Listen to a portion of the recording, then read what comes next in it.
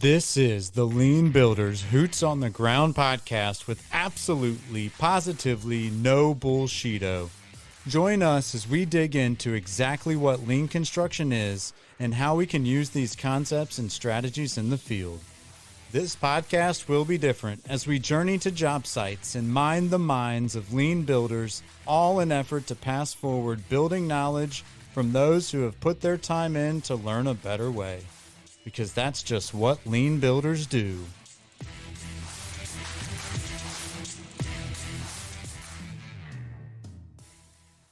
What's up, y'all?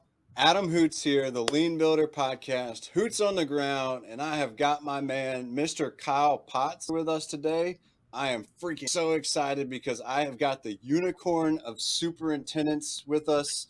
And no, not the rainbowy kind of unicorn, but like the once-in-a-lifetime superintendent. I'm a firm believer of that. Mr. Kyle, I can't wait to explain to the audience why that is. But before we dive in there, if you could just tell us a little bit about yourself and how you got to the seat you're in now.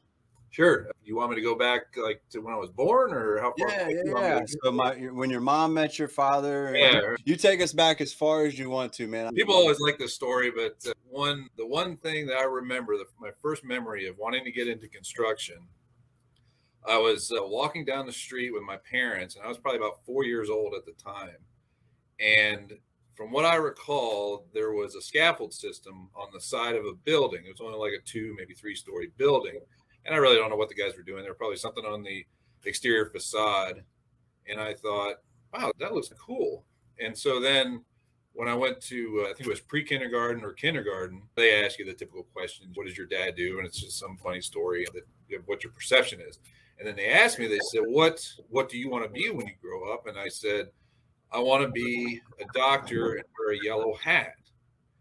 And it's funny, it obviously didn't say construction, but I remember the guys wearing yellow hats and obviously working on that facade. And the whole doctor thing, I don't know why I said that, but now looking back, going for my doctorate, it's funny to think, wow, about 40 years ago, I basically predicted my future on where I would be at. Yeah, so anyway, before I guess I decided I wanted to be in construction. Let's see, fast forward probably about 10, 15 years. I joined the Army when I was in high school, 17 years old.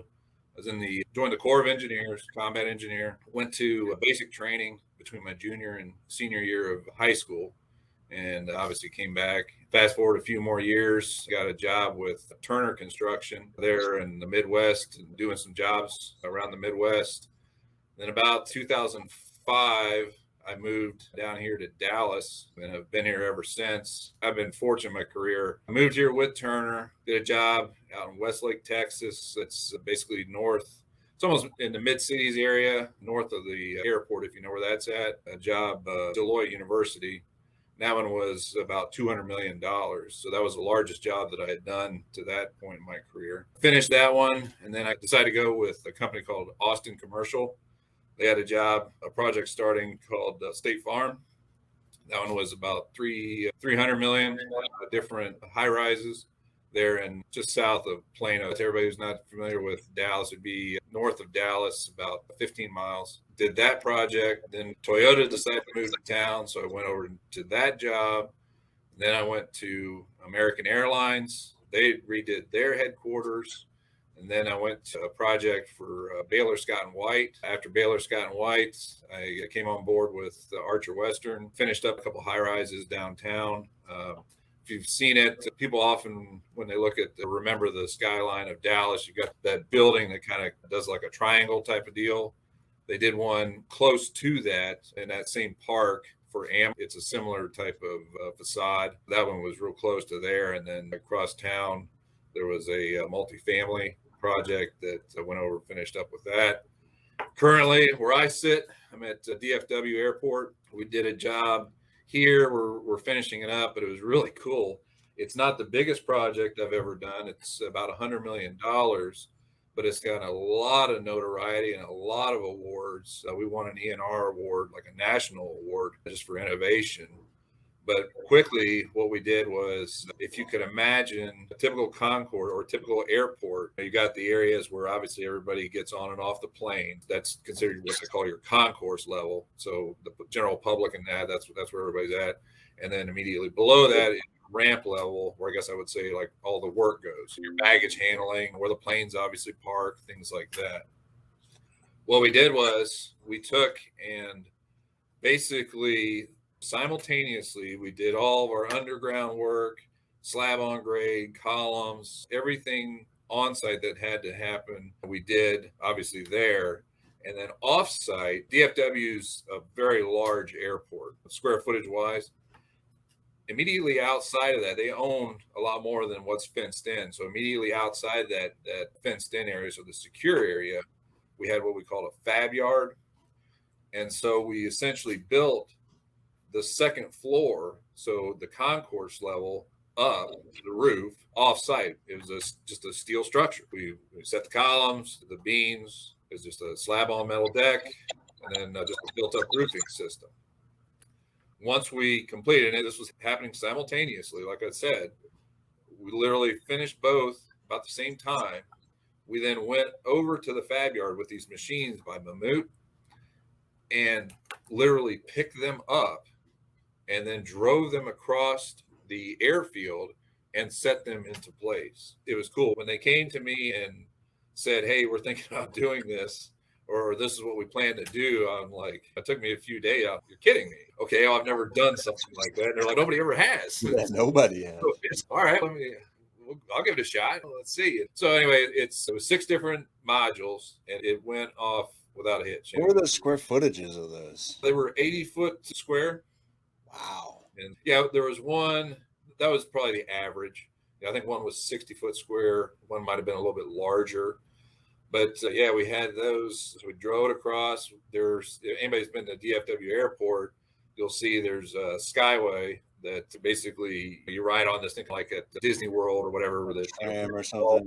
Yeah, it connects all the different terminals and that. So we had to make sure we slid underneath of this thing. And so there was one section where we had, I'll just call it like a skylight for most people. And so it had a column on it that stuck up. And we had a guy, if you ever look at the video, you can go online and Google this, but if you ever look at the video, you'll see a guy in a JLG up there. And you probably can't tell it because we try to make it a highlight. But I'm talking to him like, how much room do I have here? And he's pointing at me like this, or like, oh, we're good. And I'm going, man, we did dry runs. We did everything we could to make dang sure, because we had a lot of people certainly watching us make that happen. So it's been cool. It's fun to describe. It's not the biggest. When you come out and look at it, you're probably like, yeah, it's an airport. Yeah. But to have seen what we had to do to make that happen, yeah, it's certainly something that makes me prideful. So. That's incredible. And you said I can Google the video? Oh, yeah. Yeah. If not, go on to Walsh's website. You can see that. W sent stuff out. The designers have sent things out. Oh, I'm going to put that in the show notes for sure so that I can see that, because that's incredible. You deserve an award for that, no question. Yeah. Let's see, outside of that, I got off track or got on that whole thing, but 2 master's degrees in the meantime, one from Clemson, MBA from Michigan in my spare time, and then wife, 3 kids. It's pretty much me in a nutshell. Man, when do you find time with a wife and 3 kids, plus being a senior superintendent on a job? Like, how do you find time to go to school? That's what I want to know. I want to say I read a lot, but I probably don't read the typical materials that people think of. Would I grab a novel and sit down and read it? No, it's just not my type of thing. But the news that I read, they talk about how much time is valuable to you. And everybody has 24 hours a day. Everybody has this much time. What do you do with your time? And in preparation for this, I was thinking a lot of people, and I'm just looking at myself included, on a couple social media, on LinkedIn, certainly. And then I do a little bit on Twitter, although that can get a little dangerous at times. The slippery slope. You kind of have to step away. But just looking at LinkedIn and looking at those, and I'm probably an anomaly with some of what people do on social media, but I think average, I'm on it maybe half hour to an hour a day. That's 365 hours in a year. 365 hours in a year, that's 9 weeks of full-time work. Instead of looking at social media for an hour a day, why don't you pick up a book and read it for an hour, or do something else for an hour? So it's a lot of time management, a lot of prioritizing, focusing on what you need to do, and then moving forward with it. If you want to be on social media for that long, or if you want to do other things, if that's what you do, all the more for you. But I think that people need to, and it sounds cliche probably, but you just need to make sure that you prioritize and you stay diligent. It's old school. It's, like I said, cliche, but that's the reality. Yeah, you reminded me of that YouTube video where the teacher comes in with the glass jar and Yeah, I've they're seen that. putting golf balls and Right, rocks in right. Is it it. full or is it, yeah? And he takes Yeah, like the beer, I think, at the end. yeah, the Corona at the end. Well, that's just Yeah. for having with friends. So yeah. Yeah, I actually use that analogy with my kids. I haven't showed it to them, but I'm like, when they're packing their stuff, get the big stuff. And then, of course, you try to utilize that as a dad and be like, this is just like in life. Attack the big stuff first. Then the other things, they start to fall in around, and then you worry about those then. How old are the children? I've got a daughter who's 14, going into high school this fall, a son who is 11. He's going into middle school this fall, and then I got a 9-year-old who's going into fourth grade. So it's Coca-Cola, not Corona, right? Yeah. Man, those are some tough ages too. Yeah, I think each age has had its own challenges. Luckily, it seems like each one were able to. It happens at different times. If the oldest one was having an issue, it seemed like the other two were able to take care of themselves, and so you were able to focus on that. I don't know if that's just me or by design, but it seems to be helpful. That's awesome. I think with you having a 14-year-old daughter, you and I have a lot to relate with as well. Maybe I can get some advice from you here soon. But I guess if the audience hasn't figured out already why you're the unicorn, do you mind going ahead and telling them why I think that you're the unicorn of superintendents? You talking about like for what? For lean, or what do you mean? I'm talking about everything you just said, really. I was specifically referring to a superintendent that's going back to school with 2 masters, Yeah. learning a major job, getting a doctorate degree at the same time. But now I know the innovation thing. I know the I'm not afraid to fail thing. Reading books, not looking at stuff like that. Wow. It's certainly a bit of an anomaly. I love what I do. People probably drive by our sites, not just our sites, but any site, especially here in Texas in August. It's 100 degrees for the 30th day in a row. And we just started August. So I'm sure people drive by and go, look at this idiot. Why would he want to be out there sweating like crazy in this Texas heat doing that kind of stuff? That's to each his own. I tell people, I drive by the office buildings in downtown Dallas and I see people going to work and I'm like, there's no way I could do that. I feel sorry for you for having to sit in front of a computer all day. It's what do you enjoy? And if you find that, then it makes life certainly a lot easier, a lot more fun, and you get up in the morning and you want to go to work and you want to do a good job, and it just certainly makes you more motivated in life. It sounds like learning is a passion of yours. Yeah. How do you learn best, Kyle? They're certainly on the job training. My daughter had I forget what class she was taking, but she said, Dad, you're the type that you got to get in and do it. And I'm like, yeah, that's probably right. I'm the stereotypical guy, I guess, that's the instructions that come with the IKEA thing. That's just a suggestion. So I screwed that up. Let me take this part and put it back. I guess I've been that way my whole life. So I'll read it, but at the same time, it's like, okay, let's look at the practicality of these and try to implement what's best for me.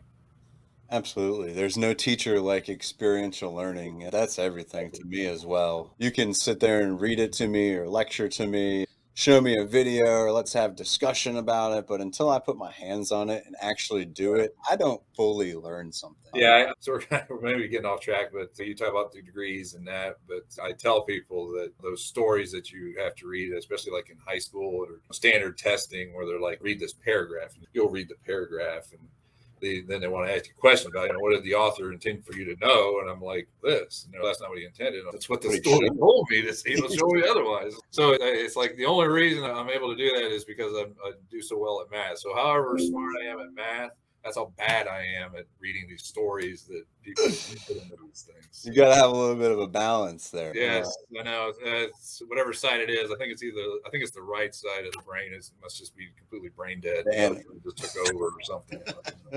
I don't know about brain dead, but I will, I guess, in lieu of calling you a unicorn, because that's not always a fantastic thing in the construction world, I might just start calling you a pracademic, because you've got the practitioner side, you've got the academic side.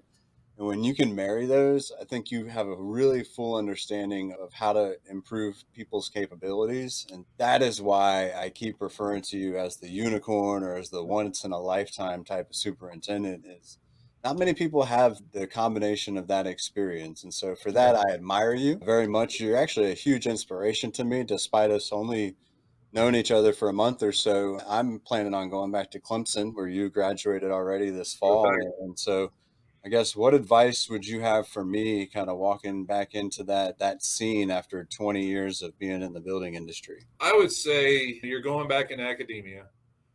You have to recognize that there's a little bit of a different world there holistically.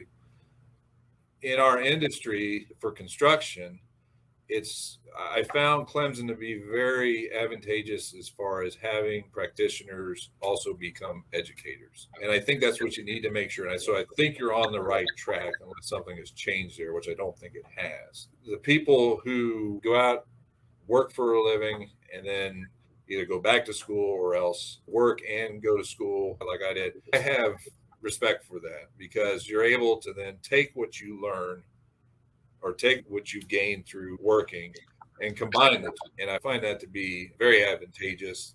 Do I think that, does this piece of paper on the wall, do I point to this? And when guys come in and go, I know everything, no, they don't give a shit. They don't care. That's great, Kyle. You got a piece of paper. But the idea, and this is what education's for, is to take what you learn and put it into practice. And so what my point is, I guess after all this, is to make sure that what you're learning, you try to implement as quick as you can into your daily activities so that you're able to then retain that information and put it into practice. What you don't want to have happen is at the end of your 2 or 3 years or however long it takes you to get the degree, you walk out and you're like, wait, I got a piece of paper that looks nice on my wall. No, okay, I'm proud of you. That's great. But make sure that you're able to retain that information, implement it into your daily activity as far as your professional life goes. Wow. Thank you. I appreciate that. And I guess I'll switch gears and stop getting advice from myself here, but I'd love to just learn more about your experience. What has been your favorite project so far and why? This one's certainly been fun. It's been educational. The stakeholders, almost everyone involved is good at what they do. We're able to do something that's never been done before at an airport and make that happen and be successful at it. As far as the projects go, outside of this one, I would probably say State Farm. There was a guy who ended up working for almost a decade. He was in charge of that one. He was pseudo-retired. When you open up the dictionary and look at old school superintendent, that was this guy. But his knowledge of certain things was just out of this world. And I was able to go on that job with a new company and basically become a sponge to him and say, okay, these other things that I don't know, he was able to teach me. Here's how to look ahead. Here's what you need to look for here. And he and I had a similar demeanor. He was from Minnesota, a Midwestern guy, similar mentality in that. So that one was educational and fun at the same time. What's it like building for Toyota? I heard you mention that before because they're like one of the creators, or maybe not the creator, but they certainly help to define what lean really means. Sure. Regardless if they use the word or not, but they came up with the Toyota way and all these books and super involved in process and refinement and continuous improvement. What's it like building for a company like Toyota? They really didn't get too much involved with our operation, so to speak. I did see a lot of what you're talking about. They would talk about how many renditions of the car that they would have to make sure that it all went together correctly. So as far as with our operation, I would say they did not have quite as much involvement with it as what you would probably think.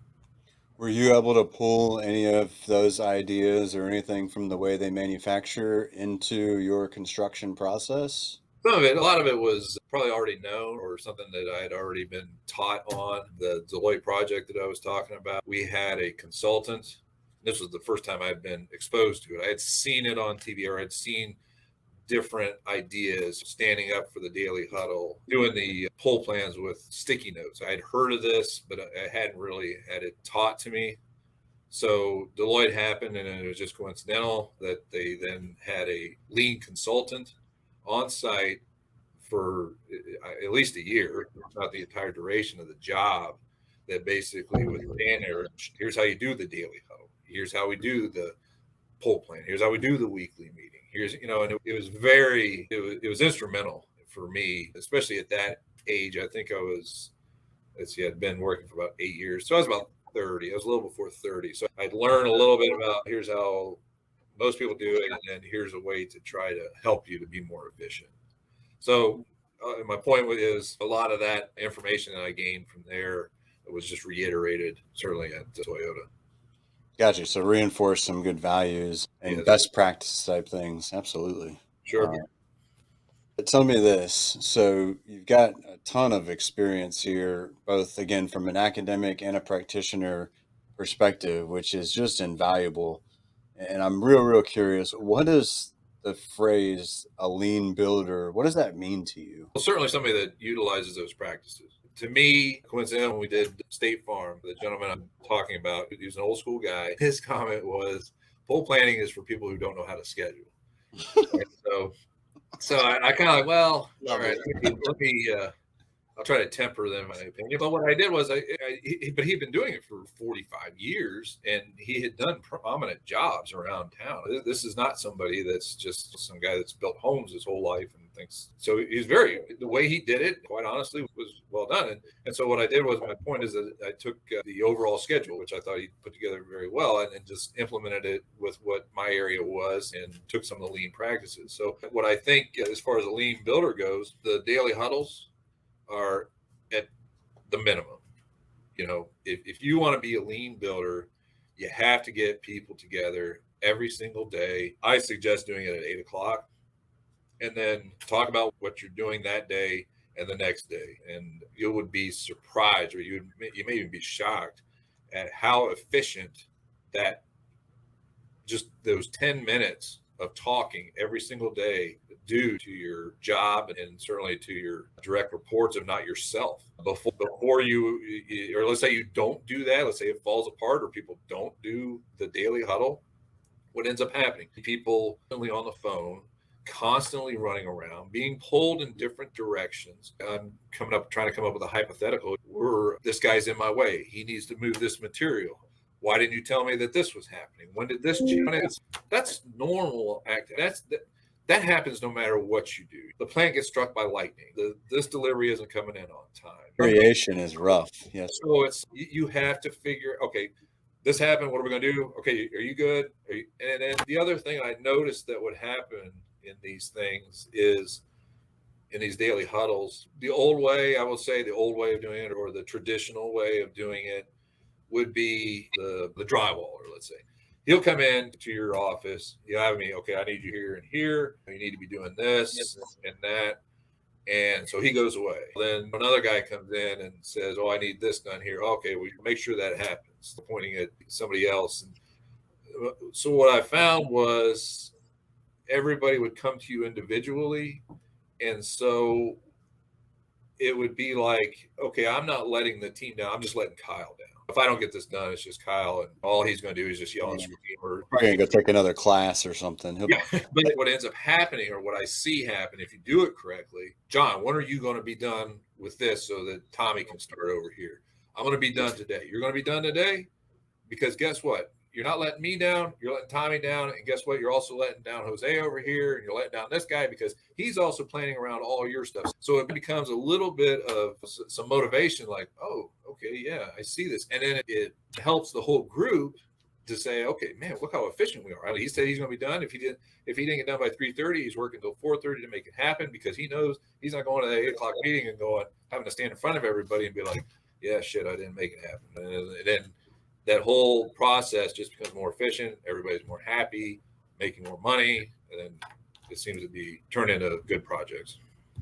Yeah, I hear you talking about trust building a little bit there, right? When you're on a team, and when you're delivering, doing what you say, saying what you do, that trust level develops. Just think about all the pressure. You mentioned earlier, your time is a valuable resource, right? It's the only resource that we cannot get more of. Would you rather spend your time having the same conversation with 5 people or 10 people, and by the time you get to the 10th, things have changed and you got to go all the way back around to everybody again? Or would you rather bring everybody together, have one conversation open, and to where, again, it's amazing in 10, 15 minutes, the amount of valuable content that you can get out there, especially when you're using the Elmo doll, the Enough Let's Move On acronym already. No. It's a great one. You got an Elmo and you got that one train partner that just beats that horse, and you just take the Elmo doll and throw it to him. And it's like a laugh. Okay, we got it. Put it on the parking lot. It's very important to us, but you're wasting time right now. And so using things like that to control, or not control is an illusion, but to drive the conversation in a forward progressive mentality, I think that's everything. I love that, man. Building trust, having a daily huddle, like those are things that lean builders do in order to establish confidence among a group and ultimately drive reliable promises, because that's what it's all about. Yes. Beautifully said. So I don't know if you've tuned in before or not, but I've got some things, some phrases that just drive me absolutely berserk, like the word culture or the word lean. Like these are things that I just, it's like nails on a chalkboard. Is there anything out there that just drives you bananas? Oh, there are, but let's see if I can think of any. Thinking out of the box. Huh. I have never figured. I'm always like, what box are you living in? Oh, that's thinking outside the box. And I'm just always, and the other one was the forest through the trees. And I'm always like, am I standing outside the forest or am I inside the forest? Perspective is everything. Huh? Rehearse to this, and then what's this box? Maybe it's my linear thinking that I just can't quite get through my head. But yeah, those. I'm trying to think of what other ones there are, but just some of the cliches I hear, I'm like, come on, seriously. So is it better to stand outside the circle then, or? Yeah, I don't know. I love it, and that's awesome. I've never thought about those two in that depth, I guess. I've got a shirt I'm a huge baseball fan, hence always wearing the hats. But I've got a shirt that says think, and it's got like a batter's box of the home plate, and the word think is written outside the batter's box. And so the whole point is think outside the box. But now you'll be thinking of me every time you wear it. Yeah, I absolutely will. No question. There's a book called Leadership and Self-Deception. Have you ventured into that book yet? For that one. I think it's the Arbinger Institute, and they actually do a pretty good job at describing what the box is. Their definition of the box is like that ladder of inference, right? It comes from the pool of data that you've been exposed to your entire life. And so automatically when you see a situation or when you know it's like you've got this kind of bias, this unconscious bias, the opinion that makes up of the data that you've been exposed to through your life. And so you automatically, that is what they define as your box. And so when I hear people say it, it's like, okay, I've got to think outside the data that I've been exposed to my entire life. Anyway, as a big reader, I would highly suggest that book. It's a game changer. And actually, Hal Maycomer introduced me to that book while we were starting to venture into systems thinking and that sort of thing. Anyway, so when you talk about outside the box, what the hell does that mean? That's exactly where my mind goes. That's awesome. I've got a few more questions here for you, but want to hit pause and reflect real fast. Are there any questions you have for me or anything that you just want, like dying to get out there? As far as what suggestions I have for people, or yeah, you name it. Anything you want to go, anywhere you want to go. That is one of my questions. What advice would you give? I think a lot of it had been covered. The social media thing, as far as time goes, that's probably the biggest takeaway I have, or the one thing that I would recommend to people is limit that, not only for your time, but just for your own psyche. There are certainly, they talk about bots and things like that. I believe that there are people out there that just want to undermine certain things. You have a belief system, whether I'm a Catholic, I believe in a God, I believe that Christ was our Redeemer and is going to come back someday. I think you need to find out why God made you and figure out, okay, how do I do this for good? So that when I finally leave this earth, that I'll have said, yeah, I felt like what I did was for the betterment of society. You probably noticed I wear a bracelet. It's consecration bracelet is what it is. And then of course I got a watch and ring on the other end for the watch is Knights of Columbus. I'm involved with that, and certainly my wedding band. Everybody knows what that is. But my point is the consecration bracelet. It's, I don't know if you're religious in that, but it's basically you're tied to. Oh, nice. You're tied to sins. You're a sinner by default, and you need to realize that the sin is just supposed to represent the chains of sin. And so whatever you do with your hands should be for the glory of God. And so whenever you're doing business, whenever you're creating, whatever you're doing, if you're looking online at certain things that maybe you shouldn't be, stop and think. Is this for the betterment of myself? Is this for the betterment of society? If not, maybe I need to rethink that. So the idea is this is supposed to be a reminder of that, of everything I do should be for that. Am I perfect? Certainly not. We've all made mistakes. We've all certainly done things we're not proud of. But at some point, you have to keep moving forward, and you have to keep that focus and make sure that, okay, I got off track. I need to correct myself. When we're a child, like they say, I acted like a child as a man, or that's right, as a man, myself, or even as a woman. You have to correct yourself and keep moving in the right direction. Otherwise, things can get out of sorts. And so my point of it all, trying to get it back, is with the social media, watch what you're doing, watch what you're looking at, watch what you're posting. If not for certainly I'm sure your companies have different protocols. Let's not do this, or let's not post certain things. I'll defer to whatever company you work for, but think about how much time you're spending and what you're reading and what you're posting, and figure out, is that for the betterment of everyone, or is this just basically trying to tear everybody down?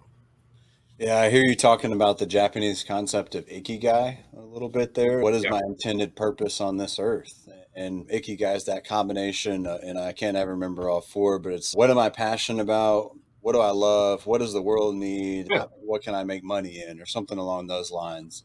So I love that concept, because then it's not work. You're just fired up to show up and be yourself, and just 100% authentically be yourself. And I actually make the bracelets that I showed you, and I would love to reach out. What's your favorite color?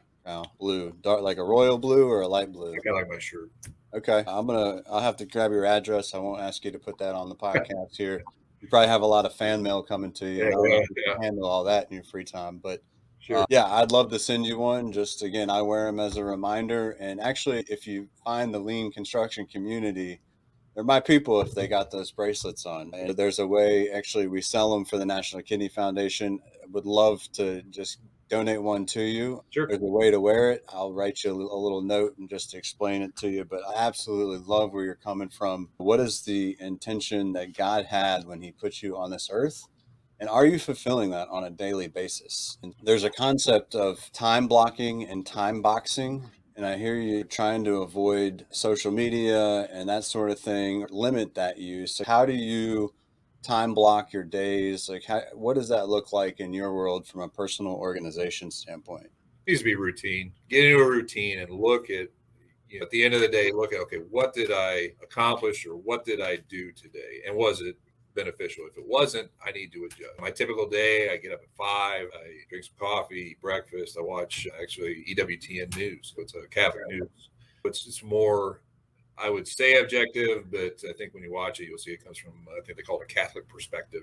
But my point is, it's not the CNN or the Fox News where you got a bunch of lights advocating for one party. Yeah, it's obvious that they're for one or the other. It's just, I just want somebody to read me the news, tell me what's going on. They'll make some comments and things like that, but they're a lot of fun to watch. And then I get to work, I'll look at the news. I may check Twitter and LinkedIn, and then I'm like, no, that's it.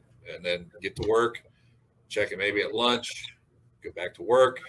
And then at the end of the day, if I have a chance, I might check it again, just to try to stay up to date. I've seen people that have it open all the time. I don't know how you are able to focus on one or the other. I'm more of a single, let's do this objective. And, I may change directions a couple times. Certainly I do throughout the day, but to have two things, trying to multitask and do that, I can't do that. And I think people are lying to themselves that say that they can effectively, but that's just my opinion. I think there are ways I believe that you get reports on what you're doing, when you're seeing it, when you're offline, when you're online, how much, I forget what the concentration time, I've seen things like that. But use those, whatever works for you, use that. But I would suggest self-reflection. I have 3 kids, obviously work, and then go to school occasionally. So my point is that I don't know how much time I have to do certain things like that. Maybe it's not on a daily basis, but look on Sunday morning or sometime when there isn't a lot going on, and look at your report, or think about, okay, what am I doing every day? Am I working out? Am I doing that? Is this making me better, or is this something that's just a waste of time? That's some great advice. What other advice would you have for maybe some folks who are just graduating college, just joining the construction industry? What would be the advice or the legacy that you want to leave with them to help guide them in their future? For somebody just graduating, I would say make sure you get with a company, a reputable firm, and with somebody that will teach you the correct way on how to build relationships and things like that. There, you go to E&R, and there's certainly top contractors throughout the country. That's a great list to start with, and look at their background. Look at what do they value, what do they do. You know, for instance, Walsh. One thing that really brought me here was, I'm going to get religious on you again, but they do the miraculous metal. It's basically a metal. It's got Mary on one side and it's got the symbols on the other. And essentially, we take and we toss it in the first concrete pour of the job. And it's kind of like, oh wow, that's something in line with what my values are, and that. And they're a large company. They do big work. And certainly there are people here who they can run circles around me as far as their knowledge goes. And we've had people around forever. And then certainly the new hires coming out of places like Purdue and reputable universities, that's huge. So for one, find a good company that aligns with what you believe. And certainly once you get on board, be a sponge. But hopefully you're able to do engineering, superintendent, maybe a little estimating. And you figure out, or hopefully by this point, you figure out, well, I don't really like the field. I want to be a project manager or vice versa, or more of an estimator type. I like to look at plans when they come out and put together estimates to try to figure that out. So you start to gravitate towards that, but still in the first 5 years, I think it's very important that you get a round robin of sorts in different roles so that you can talk intelligently about each one, because you're going to be interacting with superintendents, you're going to be interacting with project managers, you're going to be interacting with estimators, you're going to be interacting with purchasing agents, you're not going to be isolated necessarily from each group. The best advice I've got, come find a reputable firm, and then when you get on board, figure out what you like to do, and do a round robin of sorts to make sure that you're rounded, headed into your 30s. Yeah, you get that full gamut, like that full experience, because you're right, you will be interacting with everyone. Yeah. And who knows where you want to end up. You might be passionate about being a superintendent or estimator, and you'll never know if you don't have that opportunity to experience it. Yes. Yeah, I love that. I'm a firm believer that some of the best supervisors or managers actually started work in the trades, that they've been in that position, they've felt the sweat rolling down their forehead as they're holding something up, and they're like trying to blow it out or like trying to wipe it off their brow with their shoulder because their hands are full. Once you have that experience, you really know what it feels like to be a trade worker. You're not going to walk by them when they're like that. You might go help wipe the sweat off their brow when they're in that position. You understand what that feels like, and it puts just a whole new perspective to respect for people. That was beautifully said. Thank you very much. Sure. So we're coming towards the end, and I'm dying to know who the old school builder was that taught you so much, and would also love to just shout out anybody else that's made a big difference in your career, or folks that you're currently working with, trade partners, whatever that looks like.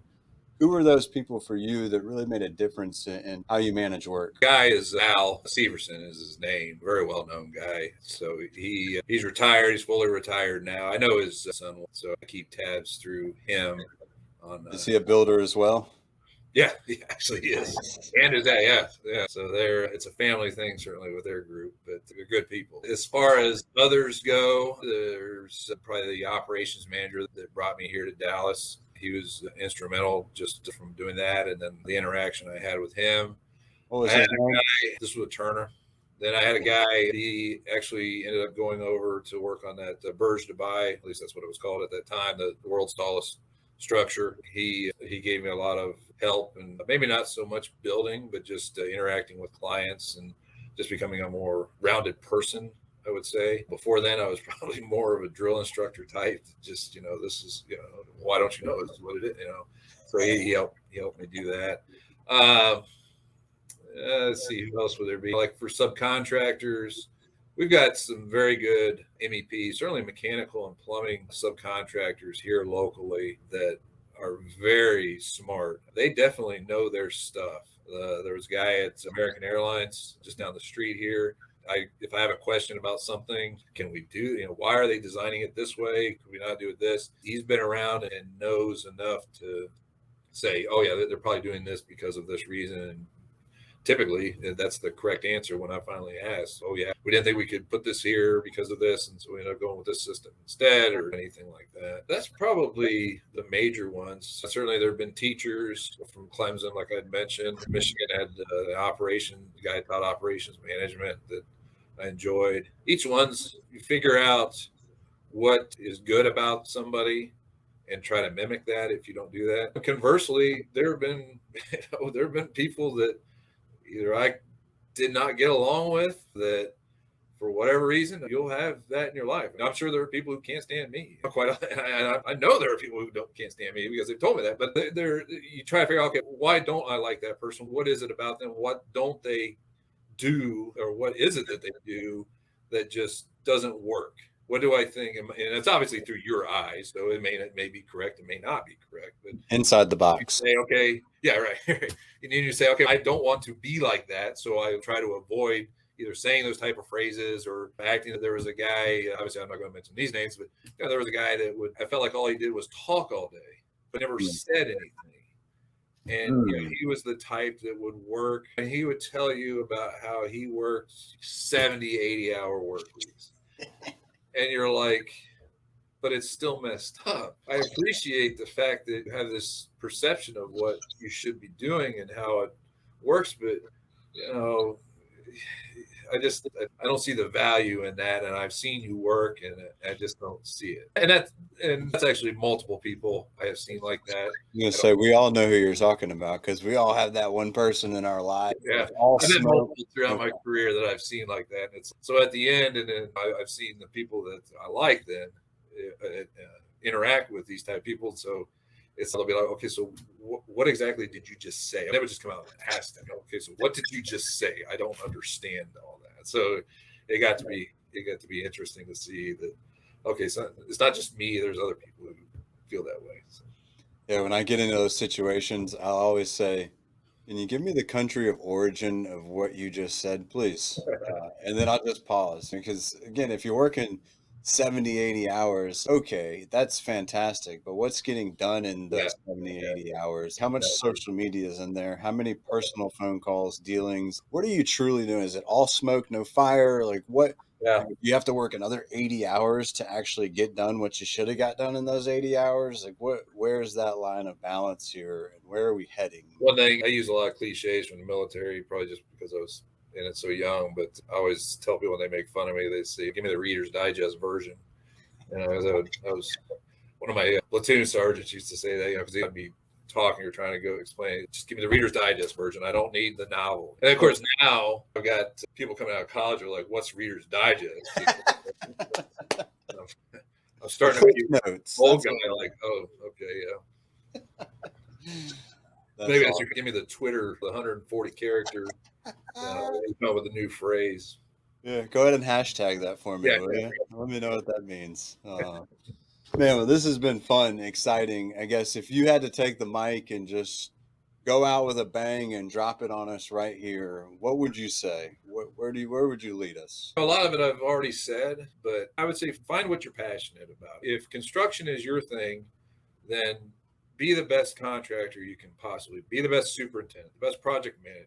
Figure out what it is that you want to be. If it's not this industry, go find another industry, because this isn't for everybody. There are industries that I would go into that I probably would fail miserably at, but figure that out and go for it and do it. Like I said, God put you here for a reason, and make sure that you do that to the best of your ability. Be the best father you can be, the best mother you can be, the best of whatever it is you decide to do. Go out so that when you do finally pass on, they say, you know what, that guy was good. He was great to work with. He was a great father. He was good to his kids. He made things better. I just felt better when I was around him. That's probably what I strive to do. If I drop dead right now, I would hope that somebody would stand up and say, that guy made the world a better place.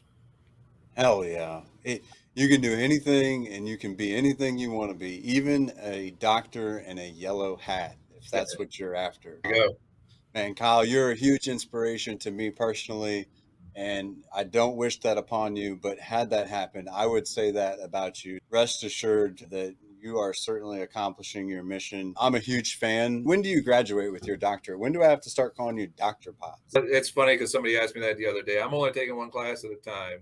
And so my 10-year-old and I, we laugh and say that it's basically a race between me and I, graduating high school and myself. So probably about 5 to 7 years. Okay.